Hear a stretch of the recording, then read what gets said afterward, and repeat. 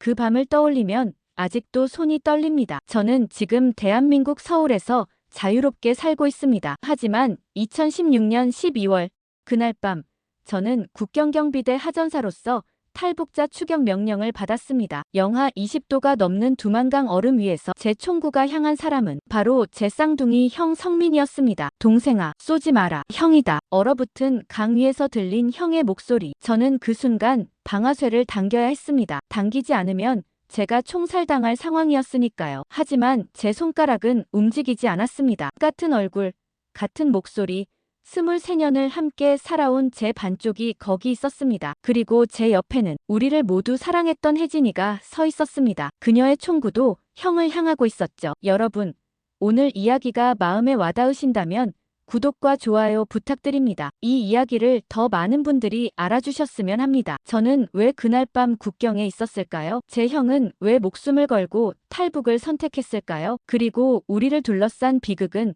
어떻게 시작된 걸까요? 이 모든 이야기는 함경북도 온성의 작은 국경마을에서 시작됩니다. 저와 형 성민이는 2093년 함경북도 온성군에서 태어난 일란성 쌍둥이입니다. 어릴 때부터 선생님들도 우리를 구분하지 못했죠. 얼굴만 똑같은 게 아니라 목소리, 걸음걸이, 심지어 생각하는 방식까지 비슷했습니다. 우리 아버지는 국경경비대 중대장이었습니다. 그래서 우리는 다른 집보다 조금 나은 생활을 했어요. 배급이 끊기는 날에도 아버지가 중국에서 넘어온 물건들을 암거래해서 쌀을 구해왔으니까요. 물론 이건 불법이었지만 국경 근처에서는 모두가 그렇게 살았습니다. 16살 때였습니다. 형과 저는 함께 청년동맹 활동을 하면서 국경경비대 입대를 준비했어요. 당시만 해도 우리는 체제를 의심하지 않았습니다. 경애하는 장군님을 위해 목숨을 바치겠다는 맹세를 진심으로 했던 순진한 소년들이었죠. 2011년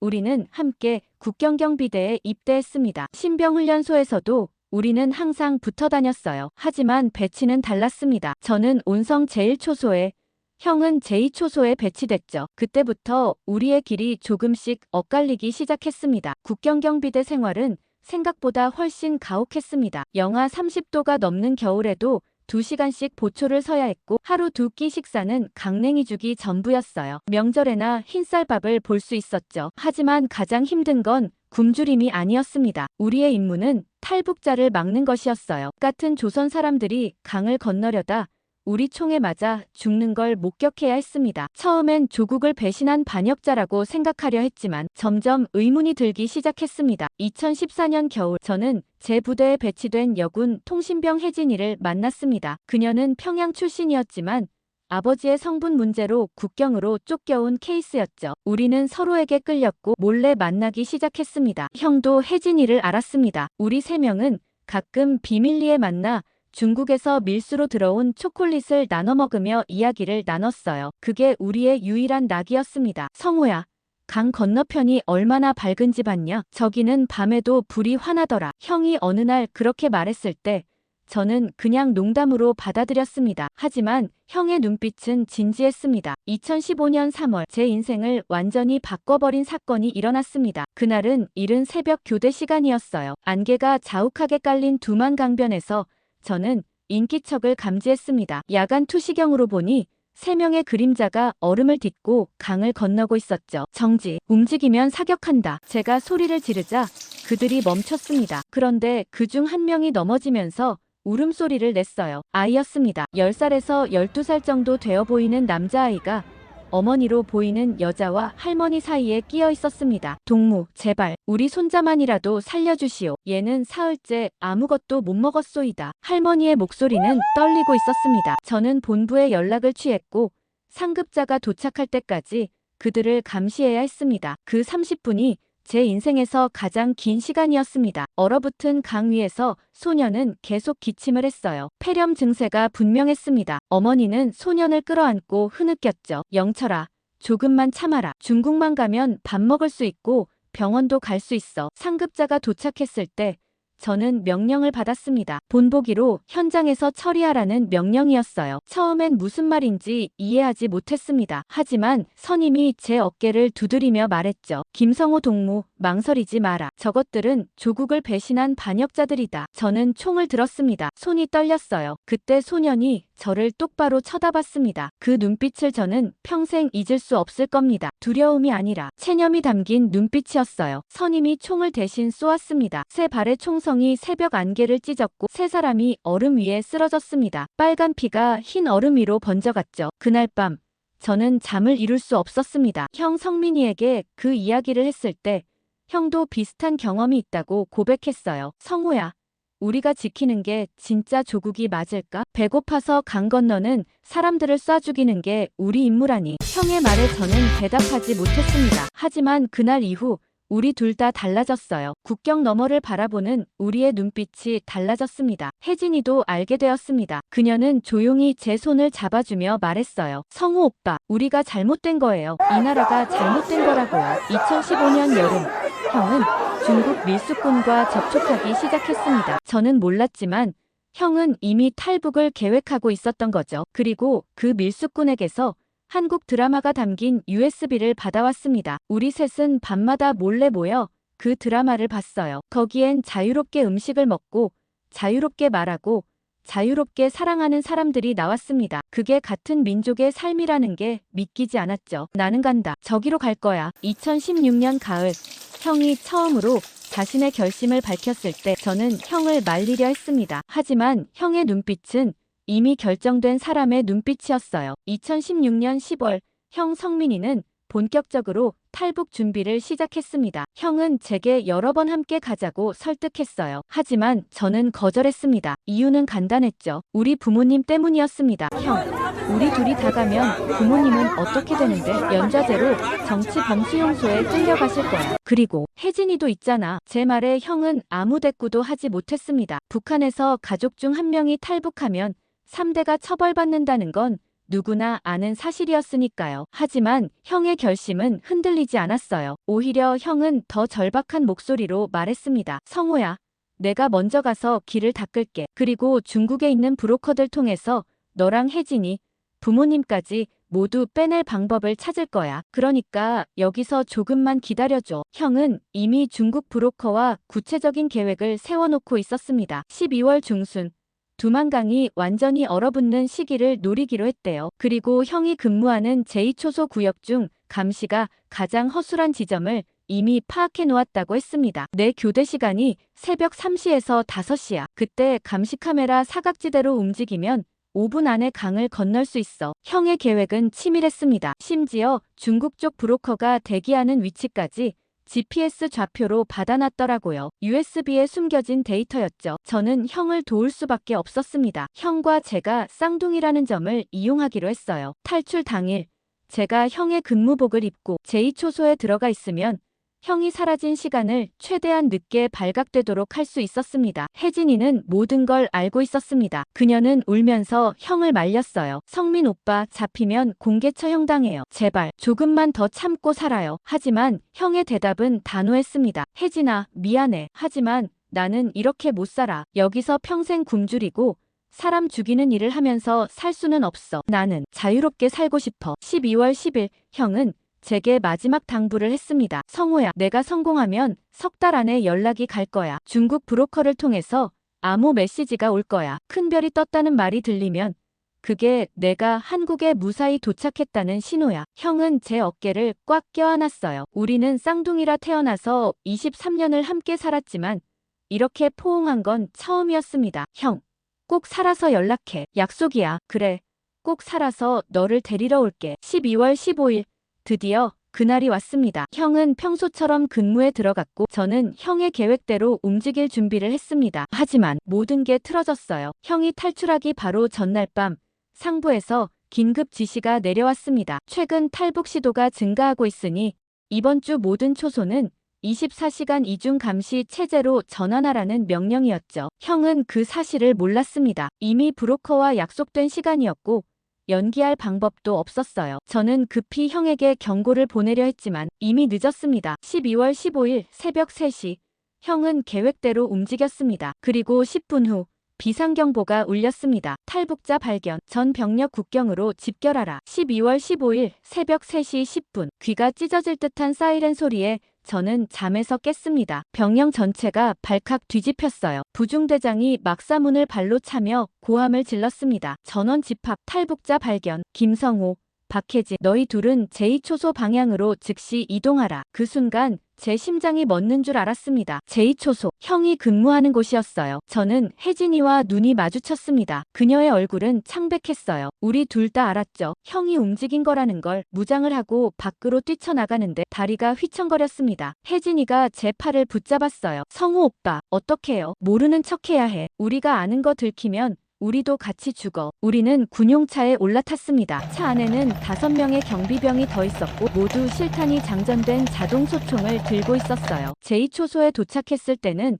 새벽 3시 30분이었습니다. 현장은 아수라장이었어요. 탐조등이 두만강을 비추고 있었고 상급자들이 무전기로 소리를 지르고 있었습니다. 목표물은 남성 1명, 현재 강 중앙 지점 통과 중. 각 초소는 조명 집중. 저는 망원경으로 강을 봤습니다. 그리고 형을 봤어요. 검은 옷을 입고 얼음 위를 필사적으로 달리는 형의 모습이 선명하게 보였습니다. 저게 김성민이다. 제2초소 근무자가 탈북을 시도하고 있다. 상급자가 외쳤을 때 저는 그 자리에서 무너질 뻔했습니다. 하지만 꾹 참았어요. 모든 게 제 잘못이었습니다. 제가 형에게 경고를 미리 했어야 했어요. 김성호, 내가 성민이 쌍둥이 동생이지. 너는 저놈을 알아볼 수 있겠나? 중대장이 제게 물었습니다. 저는 대답할 수밖에 없었어요. 예, 알아볼 수 있습니다. 좋아, 내가 선두에 서서 추격대를 이끌어라. 만약 놈이 저항하면 사살해도 좋다. 이건 명령이다. 저는 추격조 5명과 함께 두만강 얼음 위로 내려갔습니다. 혜진이도 따라왔어요. 그녀는 통신병이라 현장에 있을 필요가 없었는데도 자원해서 따라온 겁니다. 영하 25도의 밤바람이 얼굴을 찢었습니다. 우리는 형이 간 방향으로 뛰었어요. 강 위는 미끄러웠지만 저는 넘어지지 않으려고 필사적으로 달렸습니다. 10분쯤 달렸을까요? 저 앞에 형의 모습이 보였습니다. 형은 중국 쪽 강두까지 불과 200m 정도 남겨둔 상태였어요. 정지, 김성민, 멈춰서라. 제가 소리를 질렀을 때 형이 뒤를 돌아봤습니다. 탐조등 불빛 속에서 형과 제 눈이 마주쳤어요. 형의 표정을 저는 평생 잊을 수 없습니다. 놀람, 절망, 그리고 미안함이 뒤섞인 표정이었어요. 성호야. 형이 제 이름을 불렀습니다. 그 순간 추격 조원들이 일제히 총을 겨눴어요. 저도 총을 들어 올려야 했습니다. 안 그러면 제가 의심받았으니까요. 김성호, 쏴라. 지금 쏘지 않으면 너도 공범으로 간주한다. 상급자의 외침이 무전기를 통해 들려왔습니다. 형은 다시 돌아서서 달리기 시작했어요. 저는 방아쇠에 손가락을 걸었습니다. 하지만 쏠 수가 없었어요. 김성호, 지금 당장 쏴. 뒤에서 선임이 제 어깨를 밀었습니다. 그 바람에 제 총이 흔들렸고 총성이 울렸어요. 총알은 형의 5m 왼쪽 얼음에 박혔습니다. 다른 경비병들도 사격을 시작했습니다. 총알이 형 주변의 얼음을 박살냈어요. 하지만 형은 계속 달렸습니다. 그때였습니다. 중국 쪽 강둑에서 차 한 대가 나타났어요. 헤드라이트를 켜고 경적을 울리며 형을 향해 달려오는 차였습니다. 브로커가 온 거죠. 차단하라. 저놈이 저 차에 타면 끝이다. 하지만 이미 늦었습니다. 형은 마지막 힘을 다해 중국 쪽 강둑에 올랐고 차 문이 열렸어요. 바로 그 순간 제 옆에서 혜진이가 총을 들어 올렸습니다. 그녀의 손이 떨리고 있었어요. 혜진아, 안 돼. 제가 그녀의 총구를 밀어냈습니다. 총알은 하늘로 날아갔어요. 형이 차에 올라타는 순간 차는 빠르게 사라졌습니다. 중국 영토 안으로 완전히 들어간 거죠. 저는 그 자리에 주저앉았습니다. 형은 살아남았습니다. 하지만 이제 저와 혜진이 그리고 우리 가족이 어떻게 될지는 불을 보듯 뻔했습니다. 형이 탈출한 지 6시간 후 저는 체포됐습니다. 새벽 9시 국가보위부 요원들이 부대에 들이닥쳤어요. 검은 승용차 세대가 병영 앞마당에 섰고 양복을 입은 남자들이 내렸습니다. 김성호를 인계하라. 단 한마디였습니다. 저는 수갑이 채워진 채 차에 실렸어요. 혜진이도 함께 끌려갔습니다. 그녀는 울고 있었어요. 온성군 보위부 건물 지하 조사실. 저는 그곳에서 사흘을 보냈습니다. 김성호, 내가 형 김성민의 탈북을 도왔다는 증언이 있다. 사실대로 말해라. 조사관은 40대 정도 되어 보이는 남자였어요. 그는 제 앞에 서류 한 묶음을 던졌습니다. 거기엔 형과 제가 함께 찍힌 사진들 그리고 누군가가 적은 보고서가 있었어요. 12월 10일 밤 너와 김성민이 병영 뒤편에서 30분간 대화를 나눴다. 무슨 이야기를 했지? 누군가가 저희를 감시하고 있었던 겁니다. 아마도 같은 부대원 중 한 명이었을 거예요. 북한에서는 서로를 감시하고 밀고 하는 게 일상이었으니까요. 형이 고향 부모님 이야기를 했습니다. 그냥 일상적인 대화였습니다. 거짓말하지 마라. 조사관이 책상을 내리쳤습니다. 그리고 사진 한 장을 더 꺼냈어요. 형, 그리고 혜진이가 함께 있는 사진이었습니다. 누군가가 몰래 찍은 거였죠. 박혜진도 너희와 함께 있었어. 셋이서 무슨 반동적인 행위를 계획한 거 아니냐? 아닙니다. 우리는 아무것도 하지 않았습니다. 저는 필사적으로 부인했습니다. 하지만 조사관은 계속 다그쳤어요. 이틀째 되던 날 고문이 시작됐습니다. 그들은 제 손가락 사이에 나무젓가락을 끼우고 조였어요. 비명을 참을 수가 없었습니다. 김성호, 마지막으로 묻는다. 내가 형의 탈북을 도왔느냐? 아닙니다. 그럼 왜 현장에서 사격을 하지 않았지? 다른 경비병들은 5발씩 쐈는데 너는 단 한 발만 쐈어. 그것도 빗나가게. 제게는 변명할 여지가 없었습니다. 실제로 저는 형을 쏠 수 없었으니까요. 사흘째 되던 날 상황이 반전됐습니다. 부대 중대장이 직접 보위부에 찾아왔어요. 그는 조사관과 1시간 넘게 대화를 나눴고 저를 데리고 나왔습니다. 김성호, 넌 운이 좋다. 내 아버지가 아직 영향력이 있으시더구나. 알고 보니 제 아버지가 도당 간부들에게 청탁을 넣은 거였어요. 아버지는 오랫동안 국경경비대에서 근무하며 쌓아온 인맥을 총동원했다고 합니다. 결과는 이랬습니다. 저는 탈북을 사전에 알지 못했고 현장에서 최선을 다해 임무를 수행했으나 경험 부족으로 사살에 실패했다는 결론으로 무혐의 처리됐어요. 하지만 대가는 혹독했습니다. 아버지는 모든 직위에서 해임됐어요. 국경경비대 중대장에서 일반 노동자로 강등됐고 우리 가족은 성분이 나빠져 감시 대상이 됐습니다. 저는 국경경비대에서 쫓겨나 탄광 노동자로 보내졌어요. 함경북도 무산광산이었죠. 북한에서 가장 열악한 노동 현장 중 하나였습니다. 혜진이는 그녀는 더 심한 처벌을 받았어요. 여자 정치 수용소로 보내진다는 소문이 돌았지만 어떻게든 아버지가 선처를 요청해서 교화소 3년형을 받았습니다. 그날 혜진이를 마지막으로 본 게 제 평생의 후회입니다. 호송차에 실리기 전 그녀는 저를 보며 미소 지었어요. 성우 오빨, 괜찮아요. 3년만 참으면 돼요. 기다릴게요. 하지만 저는 알고 있었습니다. 교화소에서 3년을 버티고 살아나오는 사람은 거의 없다는 걸. 2017년 1월 저는 무산광산에서 하루 14시간씩 석탄을 캐는 삶을 시작했습니다. 지하 500m 깊이의 갱도에서 저는 형을 원망했어요. 동시에 형이 부러웠습니다. 형은 자유를 얻었지만 저는 지옥에 갇혔으니까요. 그렇게 8개월이 흘렀습니다. 2017년 9월 저는 광산에서 탈출을 결심했습니다. 더 이상 이렇게 살 수 없었어요. 그리고 혜진이를 구해내고 싶었습니다. 형이 중국에서 보낸 암호 메시지가 그때쯤 도착했습니다. 큰 별이 떴다는 말과 함께 브로커의 연락처가 적힌 쪽지였죠. 저는 광산을 탈출했습니다. 그리고 형이 건넌 바로 그 두만강을 향해 달렸어요. 이번엔 제가 탈북자가 될 차례였습니다. 2017년 9월 23일 밤 저는 무산광산에서 야간 근무조를 이용해 탈출했습니다. 갱도 작업 중 화장실에 간다고 하고 그대로 산으로 도망쳤어요. 제 몸에는 광부 작업복밖에 없었습니다. 돈도 없었고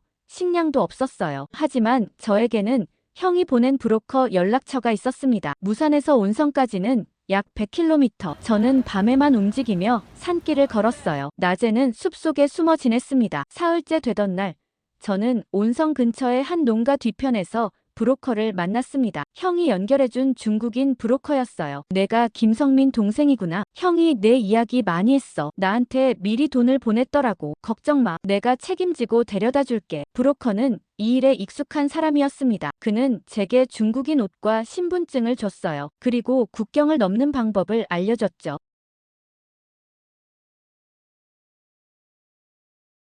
오늘 밤 11시 제3초소 뒤편강으로 가. 거기는 경비가 교대하는 시간이라 10분 정도 빈틈이 생겨. 그때 강을 건너. 형이 건넌 바로 그 방식이었습니다. 밤 10시 저는 두만 강변에 도착했습니다. 10개월 전 제가 형을 쫓던 바로 그 자리였어요. 아이러니했습니다. 이제는 제가 도망자가 되어 있었으니까요. 강물 소리가 들렸습니다. 9월이라 아직 강이 얼지 않았어요. 저는 물에 들어가야 했습니다. 11시 정각 저는 강에 뛰어들었습니다. 영하의 물이었어요. 순간 숨이 멎는 줄 알았습니다. 하지만 저는 헤엄을 쳤어요. 사력을 다해 중국 쪽으로 헤엄쳤습니다. 뒤에서 탐조등 불빛이 비춰졌습니다. 발각된 거죠. 정지, 사격한다. 익숙한 목소리들이었습니다. 제 옛 동료들의 목소리였어요. 총성이 울렸고 총알이 제 머리 위로 날아갔습니다. 저는 물속으로 잠수했어요. 그리고 떠오르지 않고 계속 헤엄쳤습니다. 폐가 터질 것 같았지만 멈출 수 없었어요. 2분쯤 지났을까요? 제 손이 땅에 닿았습니다. 중국 쪽 강둑이었어요. 저는 물 밖으로 기어 나왔습니다. 브로커가 차를 대기시키고 있었어요. 저는 차에 올라탔고 차는 즉시 출발했습니다. 축하해.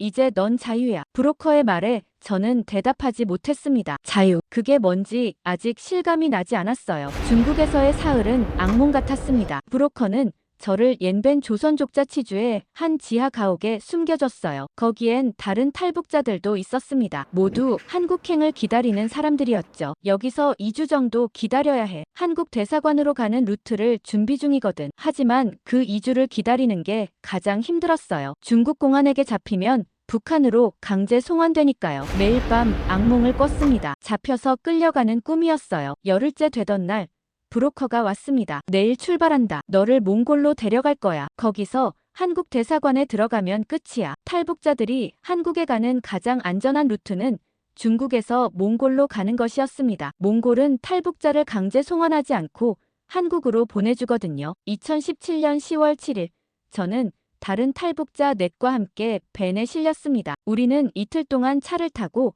중국 마이너스 몽골 국경으로 갔어요. 사막을 걷는 밤이 가장 무서웠습니다. 국경 철조망을 넘어 몽골 영토로 들어가는 순간 중국 경비대에게 들킬까봐 심장이 터질 것 같았어요. 하지만 우리는 성공했습니다. 몽골 땅을 밟는 순간 저는 그제서야 울었어요. 몽골 수도 울란바토르의 한국 대사관. 3일 후 저는 그곳에 도착했습니다. 대한민국 보호를 요청합니다. 저는 북한에서 온 탈북자입니다. 대사관 직원이 저를 안으로 안내했어요. 그리고 말했습니다. 이제 안전합니다. 한국으로 가실 수 있어요. 10월 15일 저는 비행기를 탔습니다. 평생 처음 타본 비행기였어요. 창밖으로 구름이 보였습니다. 그 구름 위로 해가 떠올랐어요. 자유를 향한 6,000km의 여정이 끝나는 순간이었습니다. 그리고 형을 다시 만날 날이 다가오고 있었습니다. 2017년 10월 16일 인천국제공항. 비행기에서 내리는 순간 제 다리가 후들거렸습니다. 이게 정말 대한민국인가 믿기지 않았어요. 공항 입국장에서 국가정보원 직원들이 저를 맞이했습니다. 그들은 친절했어요. 북한에서 본 보위부 요원들과는 완전히 달랐죠. 김성호 씨, 환영합니다. 이제부터 3개월간 하나원 통일부 정착지원시설에서 교육을 받게 됩니다. 하나원으로 가는 버스 안에서 저는 창밖을 계속 바라봤어요. 고층 빌딩들, 수많은 자동차들, 밝은 네온 사인들. 10개월 전 USB로 봤던 한국 드라마 속 풍경이 현실이었습니다. 하나원에 도착한 첫날 밤 담당 직원이 제게 말했습니다. 성호 씨, 찾으시는 분이 계시대요. 형제분이시라는데. 그 말에 저는 뛰쳐나갔어요. 면회실 문을 열었을 때 거기 형 성민이가 서 있었습니다. 11개월 만에 재회였습니다. 형은 많이 달라져 있었어요. 체중이 10kg은 늘었고 얼굴에 혈색이 돌았습니다. 그리고 웃고 있었어요. 북한에서는 한 번도 본 적 없는 밝은 웃음이었죠. 성호야, 형이 저를 껴안았습니다. 우리는 한참 동안 아무 말도 하지 못했어요. 그냥 서로를 안고 울었습니다. 형, 미안해. 그날 밤에. 아니야, 성호야. 내 덕분에 내가 살았어. 내가 일부러 빗나가게 쐈다는 거 나 알아. 형은 지난 10개월 동안 한국에서 적응하며 살았다고 했습니다. 공장에서 일하며 돈을 모았고 저를 데려올 브로커 비용을 마련했대요. 하나원에서의 3개월은 새로운 세상을 배우는 시간이었습니다. 한국어 교육을 받았어요. 북한 말투를 고치고 외래어와 신조어를 배웠습니다. 컴퓨터 사용법도 배우고 취업 교육도 받았죠. 처음엔 모든 게 낯설었습니다. 편의점에서 물건을 사는 것, 지하철을 타는 것, 카페에서 커피를 주문하는 것, 하나하나가 새로운 도전이었어요. 하지만 가장 놀라운 건 자유였습니다. 말하고 싶은 것을 말할 수 있다는 것, 가고 싶은 곳에 갈 수 있다는 것, 먹고 싶은 것을 먹을 수 있다는 것, 당연한 것들이 저에게는 기적 같았어요. 2018년 1월 저는 하나원을 수료하고 사회에 나왔습니다. 형은 경기도에 원룸 하나를 얻어놨어요. 우리 형제는 그곳에서 함께 살기 시작했습니다. 저는 물류센터에서 일을 시작했고 밤에는 검정고시 공부를 했어요. 힘들었지만 행복했습니다. 진짜 자유가 뭔지 알게 됐으니까요. 하지만 한 사람이 계속 마음에 걸렸습니다. 혜진이었어요. 2018년 3월 형과 저는 탈북자 지원 단체를 찾아갔습니다. 북한에 남은 사람들을 구출하는 일을 하는 곳이었죠. 혜진이를 꼭 데려오고 싶습니다. 방법이 있을까요? 단체 대표님은 진지하게 말했습니다. 교화소에 있는 사람을 빼내는 건 거의 불가능에 가깝습니다. 하지만 출소 후라면 가능성이 있어요. 브로커 비용이 1,000만 원 정도 필요하지만요. 1,000만 원. 저희 형제가 1년을 모아도 어려운 금액이었습니다. 하지만 포기할 수 없었어요. 우리는 2년 동안 필사적으로 일했습니다. 주말도 없이 일했어요. 그리고 2020년 2월 드디어 돈을 마련했습니다. 브로커를 통해 혜진이의 소식을 들었어요. 그녀는 2019년 3월에 출소했고 지금은 평양의 한 식당에서 일하고 있다는 소식이었습니다. 구출 작전은 2020년 3월에 시작됐습니다. 그리고 6개월 후 혜진이가 한국에 도착했다는 연락을 받았어요. 2020년 9월 인천공항. 저는 형과 함께 혜진이를 기다렸습니다. 입국장 문이 열렸을 때 혜진이가 나왔어요. 많이 말랐고 머리가 희끗희끗했습니다. 고생한 흔적이 역력했죠. 하지만 그녀는 웃고 있었습니다. 성우 오빠, 정말 오래 기다렸죠? 저는 달려가서 그녀를 안았어요. 형도 함께 우리를 껴안았습니다. 우리 세 명은 그렇게 한참을 울었습니다. 마이너스. 지금은 2025년입니다. 저는 물류회사 정규직 사원이 되었고 형은 자동차 정비소를 차렸어요. 혜진이는 대학에서 사회복지학을 공부하고 있습니다. 우리는 아직도 가끔 악몽을 꿉니다. 두만강을 건너는 꿈, 총소리가 들리는 꿈을 꾸죠. 하지만 깨어나면 여기가 한국이라는 걸 확인하고 안도합니다. 부모님은 아직 북한에 계십니다. 연좌제로 처벌받았다는 소식을 들었어요. 형과 저의 가슴이 찢어지지만 언젠가는 꼭 모시고 올 겁니다. 여러분, 자유는 공짜가 아닙니다. 우리가 당연하게 여기는 이 자유를 지금도 북한에서는 수백만 명이 갈망하고 있습니다. 목숨을 걸고 강을 건너야만 얻을 수 있는 자유입니다. 오늘 제 이야기를 들어주셔서 감사합니다. 구독과 좋아요는 이런 이야기들이 더 많은 사람들에게 전해지는데 큰 힘이 됩니다. 그리고 북한에 아직 남아있는 수많은 혜진이들을 기억해주세요. 감사합니다.